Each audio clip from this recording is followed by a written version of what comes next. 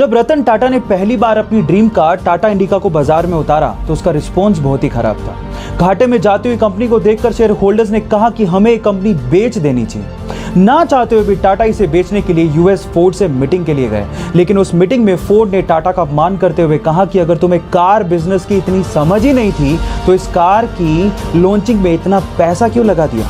साथ ही साथ एक कहा कि इस कंपनी को खरीद कर हम तुम पे एहसान कर रहे हैं। टाटा ने यह सुन के कार कंपनी को बेचने से इनकार कर दिया।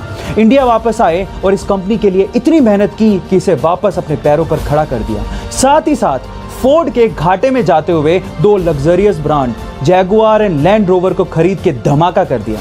गाइस, अपमान सभी का होता है, लेकिन महान लोग अपने अपमान का बदला अपनी प्रोग्रेस से लेते हैं।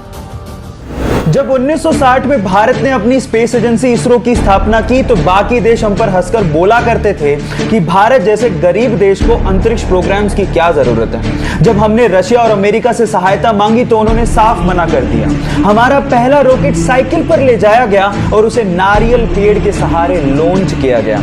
इतने बुरे दिन देखने के बावजूद भी आज इसरो ने भारत को अंतरिक्ष प्रोग्राम्स में बुलंदियों पर पहुंचा दिया है।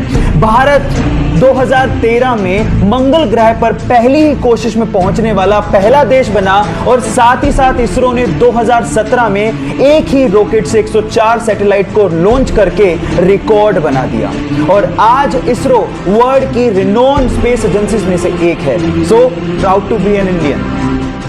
अपनी बेहद खराब फॉर्म के चलते 2011 के वर्ल्ड कप टीम में उसका सिलेक्शन तक नहीं हुआ। लोगों ने कहा कि ये सब तो उसके साथ होना ही था, वो बहुत ज्यादा लेजी है, उसमें कोई कंसिस्टेंसी ही नहीं है और शायद अब कभी वो वापसी नहीं कर सकता।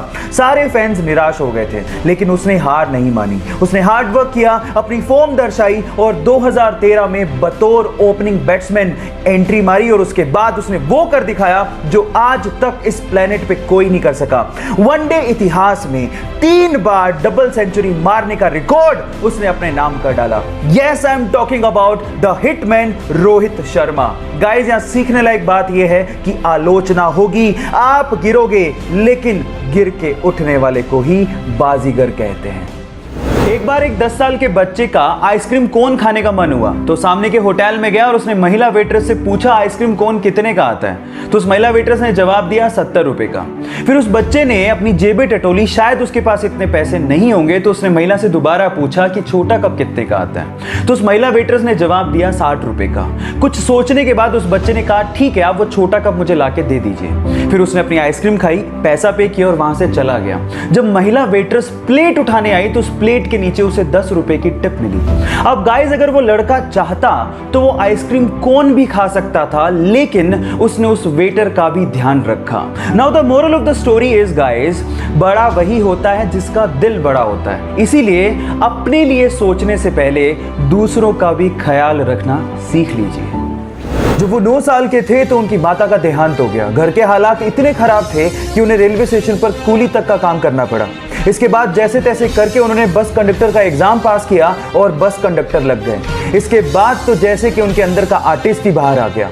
लोग ऐसा कहते हैं कि बस कंडक्टर के तौर पे वो काफी ज्यादा फेमस हो गए थे क्योंकि वो बहुत ही स्टाइल से सीटी मारा करते थे और बहुत ही स्टाइल से टिकट काटा करते थे। ये देखकर उनके साथियों ने उनको एक्टिंग स्कूल ज्वाइन करने के लिए मोटिवेट किया और साथ ही साथ उनकी फीस भी भरी और उसके बाद उन्होंने पीछे मुड़ के कभी नहीं देखा।